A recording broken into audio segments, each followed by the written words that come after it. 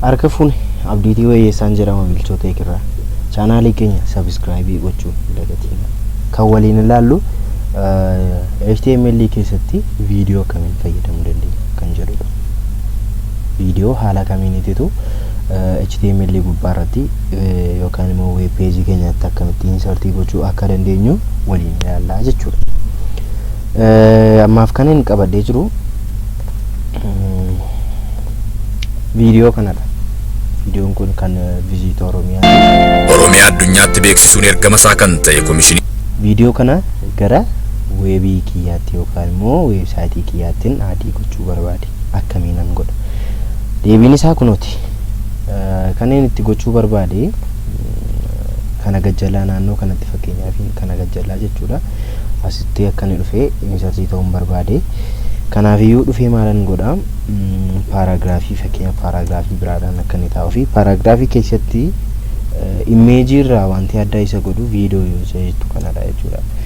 Viidiyoo erga goone booddee deebi'ee immoo imeejii fi viidiyoo kana taagii isaanii maaltu adda godha yoo jenne imeejiin mpt taagiidha. mpt taagii yeroo jennu start taagii indi taagii wanti jedhamu keessa hin jiru mpt dha jechuudha. Taagii tokko qofa qabu. Garuu viidiyoo taagiin maalidha? Lamaan isaayyuu qaba. Start taagis indi taagis qaba jechuudha. Garaagarummaan isaanii guddaan. Amma gaa wanti eda'uu barbaades keessatti maalidha? Viidiyoo kanadha. Viidiyoon kuni akkuma argaa jirtanii MP4 dha. Viidiyoo MP4 ta'e kana as gubbaa irratti eda'uudhaaf asitti maalin jedha? Maqaan isaa maalidha? Visit jedhee _Oromiyaa jedhee jira. Isa kana maalin godha as gubbaa irratti bakka source jettu kana irratti ni barreessa jechuudha. Visit jedhee Oromiyaa jedha. Isa booddee faayilli taayipiin isaa maalidha? MP4 dha jechuudha. Isa kana ergan godhee booddee amma viidiyoo kana ergan haala kana galchee booddee as keessatti immoo maaltu barra? Bakka kanatti wanti barra maalidha? Fakkeenyaaf browseriin garaagaraa viidiyoo supporting godhan. Browseroota viidiyoo hin taphachiifne yookaan immoo hin argisiisne kanaafi asirratti maal godha? Browserii yookaan your browser doesn't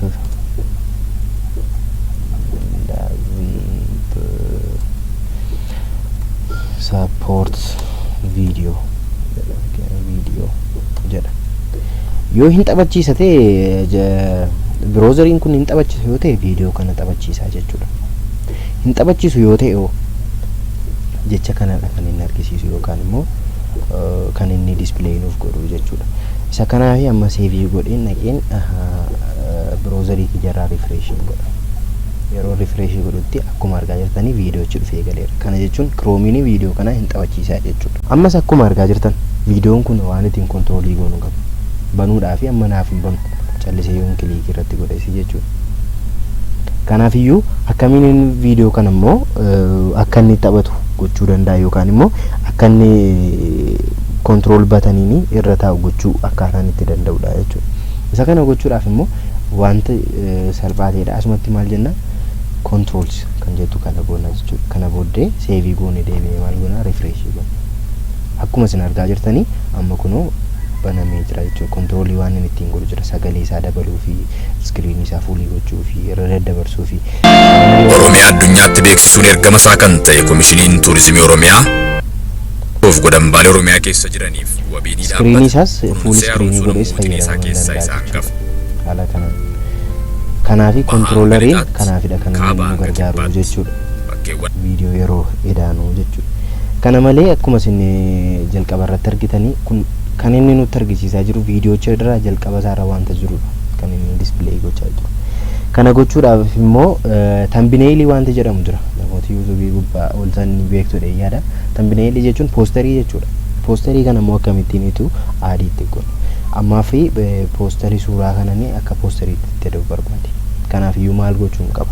Isa jedhuuf immoo gara koodichaa deemna. Viidiyoo kana keessatti thumbnail aadii gochuudhaaf maal goona? Poster jennee maqaa imeejicha. Imeejichi maal jedhee jira? Thumbnail jedhee jira. faayilii isaa taayipiin isaa maalidha property taayipiin isaa immoo jpg dha jechuudha. Isa kanaafu isa kana thumbnail.jpg goone save goona jechuudha. Kana booddee dhannee browserii keenya irraa maal goona refresh goona. Akkuma isin argitan saayiziin isaa baay'ee guddaadha. Kanaafuu akkala kana ta'e akkuma isin argitanii thumbnailidha jechuudha. Viidiyoo kana banuuf Oromiyaa addunyaatti beeksisuun jechuudha. Kanadha jechuudha. Thumbnailii adii gochuufiini kanaafidha kan inni nu gargaaru jechuudha. Kana malee thumbnailii gochuun alatti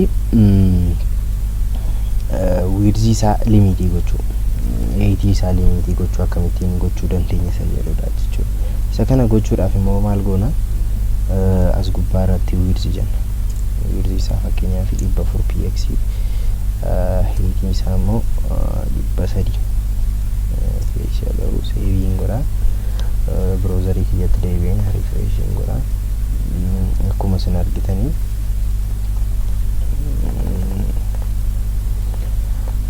as gubbaadha. Akkuma isin argitanii width isaa kana fakkaata, height isaa kanadha jechuudha. Asii bal'inni isaa 400dha, asii gadi immoo 300dha jechuudha pixeliidhaan. Kanaafidha kan inni nu gargaaru jechuudha. Thumbnailii haala kanaanidha kan inni hundi adii goonu jechuudha. Erga fakkeenyaaf viidiyoon kun erga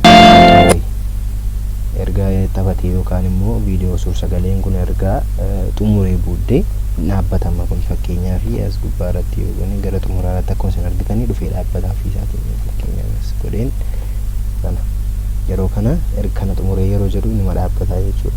Akka inni luupii godhu yookaan immoo akka inni irra deebi'ee ofii isaatiin taphatu gochuudhaaf immoo maal goona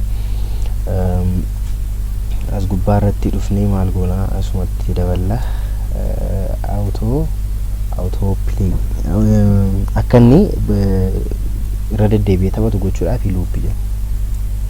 Loop jennee akkas goonee save goona. Kana booddee maal goona refresh goonee viidiyoo kana sagalee isaa gadi qabnee kan fakkeenyaaf Oromiyaa addunyaatti Oromiyaa daawwadhaa. Viidiyoon kun erga taphatee xumuree booddee maal ta'a jedhu. Oromiyaa addunyaatti beeksisuun ergama isaa kan ta'e komishiniin tuurizimii Oromiyaa Oromiyaa taphatee yeroo dhumutti ofii isaatiinitu irra deebi'ee taphataa jechuudha. Amma fakkeenyaaf Oromiyaa addunyaatti beeksisuun ergama isaa kan ta'e komishiniin tuurizimii. Kana malee as gubbaa irratti wanta ani dubbachuu barbaadu yeroo hedduu viidiyoo as HTML yeroo weebii keessan hojjetanii viidiyoo HTML keessatti haala kana hin fayyadamina. Gonkumaa hin fayyadamina. Sababiin isaa maaliifidha? Viidiyoo sinaarii gootan fakkeenyaaf GB tokko ta'uu danda'a. Saayiziin isaa baay'ee gurguddaa ta'uu danda'a. Viidiyoo hedduu feetu taanaan viidiyoo hedduu yeroo feemu kanatti iddoo baay'ee qabachuu danda'a. Deebi'ee yeroo kana maal ta'a? Ispiidii yookaan immoo performaansii weebsaayitii keessanii baay'ee gadi buusaa jechuudha. Akkasumas immoo HTML faayilii keessanii akka inni humnaa olii guddatu godha.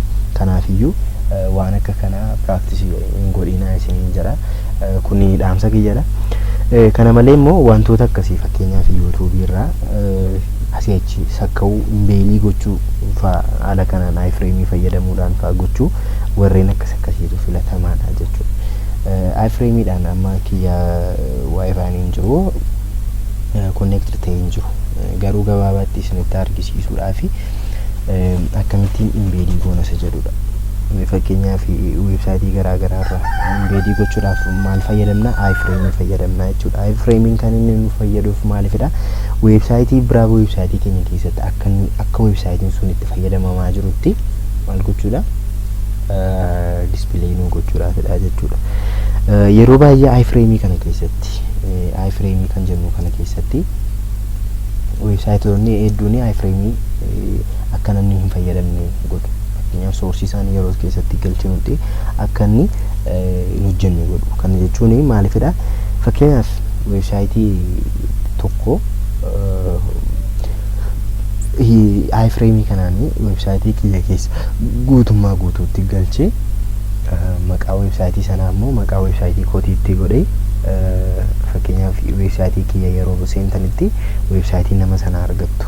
Kana jechuun wanti kontentii weebsaayitii nama sanaarra jiru gara kana dhufaa jechuudha. Yeroo kana maal ta'a? An tiraafikii sanaaf argachaa jira yookaan immoo viizitariin argachaa jira. akkaawuntii naa gochaa jira. Garuu maal ta'ee jira jechuudha, weebsaayitiin namni sun immoo maal ta'aa jira, viziitarii dhabaa jira. Sababiin isaa namni karaa koo dhaqee iframe ta'ee jiru kana fayyadamaa jira sababii kanaaf jechuudha. Fakkeenyaaf Amaazoniin faa waan akkasii sappoortii godha, yuutuubiin illee sappoortii godha. Fakkeenyaaf yuutuubii irratti waan gochuu barbaadan, yuutuubii irraa gara waan keessanitti yeroo sakkaatanitti viidiyoon suni sarvarii yuutuubii irra jira. Garuu kan keessan irratti imbeedii ta'e jira yookaan immoo suuqamee jira jechuudha. Kanaafiyyuu saayizii isaa yookaan immoo performaansii weebsaayitii keessanii gadi buusaa yoo jenne gadi buusu kallattiidhaan kan inni irraa aksesii godhu, kontirooliinis kan inni irraa dhufu isarraadha yuutuubii irraa sababii ta'eef jechuudha. Kanaafiyyuu iframe fayyadamuudhaan gochuu dandeenya jechuudha. Iframein kana qofaafis miti, wantoota hedduufis nu gargaaruu danda'a. Fakkeenyaaf ammaas keessatti weebsaayitii yuutuubii irraan fidaa jira yoo ta'e fakkeenyaaf www.youtube.com jedhee fakkeenyaaf kun URL'n kun maalidha kan yuutuubii gubbaadha argamudha jechuudha. Kana akkasuma waan isin kaatanii keessatti barreessitaniitu jechuudha. Fakkeenyaaf IBHLD 8V weebsaayitichi kana fakkaata kanadha kan inni nuuf fiduu jechuudha. Kana yoo goone fakkeenyaaf maal ta'a jechuudha, kan inni display nu godhu viidiyoo kan display nu godha jechuudha. Viidiyoo kana kallattiidhaan isaa banaarraa yuutuubii gubbaadhaa banaa jira jechuudha. Kanaaf yoomma nuun maal taane jira yuutuubii kana viidiyoon kun fakkeenyaaf meegaabaaytii 10 yoo ta'e yookaan immoo meegaabaaytii 50 yoo ta'e HTML keenya meegaabaaytii kanaa gadi ta'uu danda'a yookaan sanaa olis ta'uu danda'a. Garuu viidiyoon kun guutummaa guutuutti HTML yookaan immoo web page keenya gubbaa hin jiru. Kanaafiyyuu maal ta'ee jira, karaa yuutuubii binnee weebsaayitii keenyatti suuqnee jirra jechuudha. Isa kanaafidha jechuudha. Kana malee as keessatti immoo wanti barraa akkuma isin jedhee biroozarichi sappoortiin godhu yoo ta'e as keessatti hinti weelaanna biroozariin kee sappoortiin godhu jennee jechuudha. Your browser doesn't support iframe jedhna fakkeenya. Kana booddee asii dhufnee refresh goonu akkuma isin argaa jirtanii no internet jedha. Osoo internetiin jiraate sana gubbaarraatu naaf fida ture jechuudha. Haala kanaanidha jechuudha. Kana malee guutummaa guutuutti wanti nuun baranne as keessatti wantoota meeqalaallee tokkoffaan viidiyoo akkamittiin adii akka gochuu dandeenyuu fi biroozaroota sappoortiin gooneef immoo akkamittiin akka hin diigamuu dandeenyudha. Inni lammaffaan immoo wiidzii isaa akkamittiin akka limitii, wiidzii isaa fi eetii isaa akkamittiin akka limitii gochuu dandeenyu, kontiroolii akkamitti akkatti seensisuu dandeenyu. Kana malee poosterii akkamittiin yookaan immoo tambineelee garaagaraa akkamittiin viidiyoo keenya gubbaa gochuu akka dandeenyu. Kana malee viidiyoon keenya akka irra deddeebi'ee ofii isaatiin taphatu akkamitti gochuu akka dandeenyu. Deebi'ee immoo yuutuubii irraa yookaan immoo weebsaayitii biroo irraa akkamittiin akka imbeedii goonu wajjiniin ilaalleerra jechuudha. Kutaa itti aanu wal argina. Deebiin kun miiltota eegidha.